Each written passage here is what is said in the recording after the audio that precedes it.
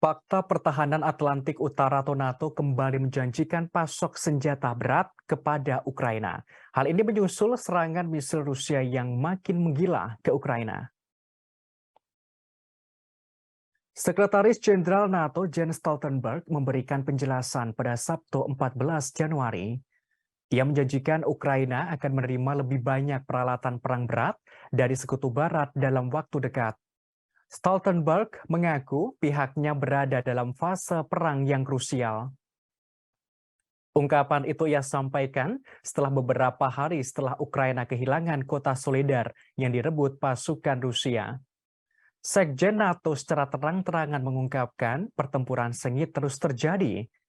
Oleh karenanya, sangat perlu NATO membantu melengkapi Ukraina dengan senjata yang dibutuhkan untuk dapat menang.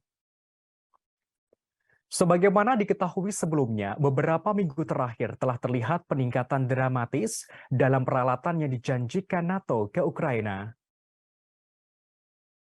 Bahkan Amerika Serikat, Prancis, dan Jerman secara bersamaan mengumumkan pada awal bulan bakal menyumbangkan kendaraan tempur infanteri ke militer Ukraina.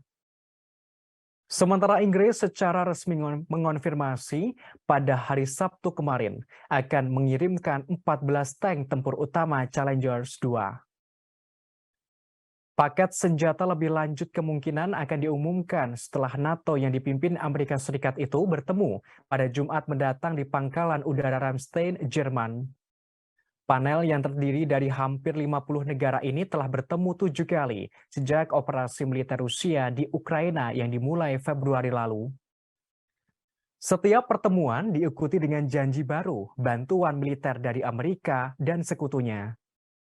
Salah satu pertemuan pertama di bulan Mei lalu diikuti oleh pengiriman rudal anti kapal dari Denmark, helikopter dari Republik Ceko, dan sistem artileri dari Italia, Yunani, Norwegia, dan Polandia. Pertemuan terakhir kelompok itu pada November lalu terjadi ketika Amerika Serikat mengumumkan paket senilai 400 juta dolar Amerika Serikat, termasuk peluru kendali permukaan ke udara. Kendati begitu, Stoltenberg menegaskan ia tidak menginginkan perang besar-besaran antara NATO dan Rusia. Terkait sikap NATO yang memasok senjata ke Ukraina, Moskow telah berulang kali memperingatkannya.